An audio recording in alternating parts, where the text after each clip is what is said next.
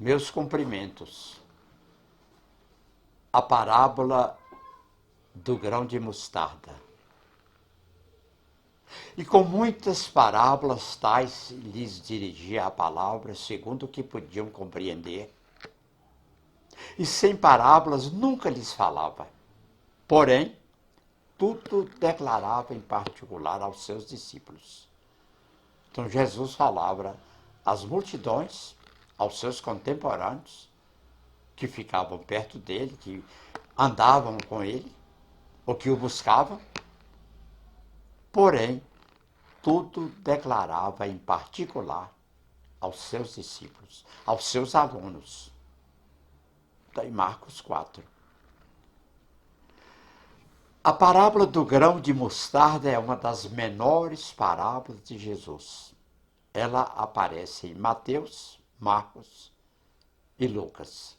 Mateus 13, Marcos 4, Lucas 17.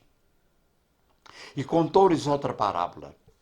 O reino dos céus é como um grão de mostarda que um homem plantou no seu campo. Embora seja a menor dentre todas as sementes, quando cresce, torna-se a maior das hortaliças, e se transforma numa árvore. Então, isso é texto de Mateus.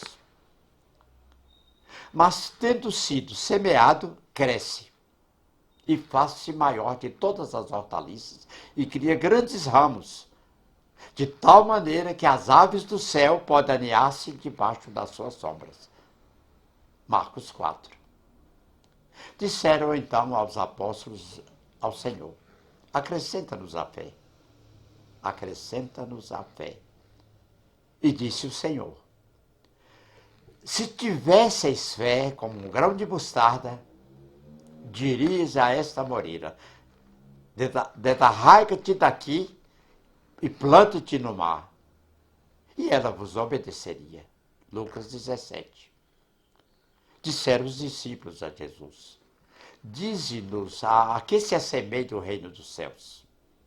Respondeu-lhes ele: ele é semelhante a um grão de mostarda, que é menor de todas as sementes, mas quando cai em terra e o homem trabalha, produz um broto e se transforma num abrigo para as aves do céu. Evangelho de Tomé 20. Então vale repetir o item 20 do Evangelho de Tomé. Disseram os discípulos a Jesus: diz-nos a que se assemelha o reino dos céus. Respondeu-lhes ele: ele é semelhante a um grão de mostarda, que é menor de todas as sementes, mas quando cai em terra, que o homem trabalha, produz um broto e se transforma no abrigo para as aves do céu. E Jesus lhe disse, está em Mateus 17: por causa de vossa incredulidade, porque em verdade vos digo que se tiverdes fé como um grão de mostarda, direis a este monte: passa-te daqui para acolá, e há de passar, e nada vos será impossível. Poucas diferenças entre os textos de Mateus, Marcos e Lucas. Em Mateus e Lucas se fala sobre o homem plantando, enquanto em Marcos a descrição é direta e especifica sobre o momento do plantio. Em Marcos, a semente é plantada na terra, em Mateus, no campo, e em Lucas, na horta. Está aí o interessante.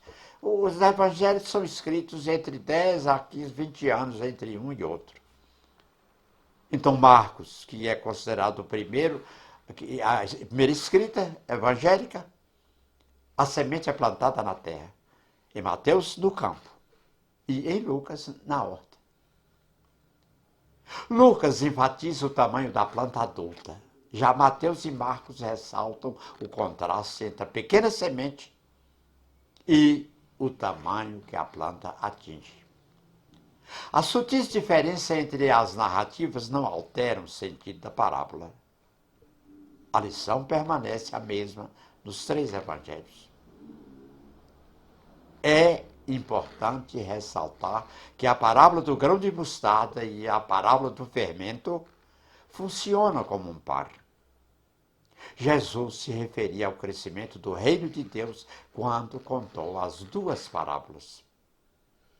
A parábola do grão de mostarda se refere ao crescimento externo do reino de Deus.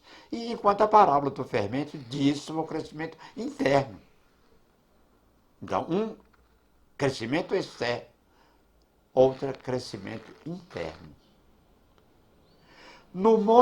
Terminando, no monte alto de Israel o plantarei e produzirá ramos e dará fruto e se fará um cedro excelente.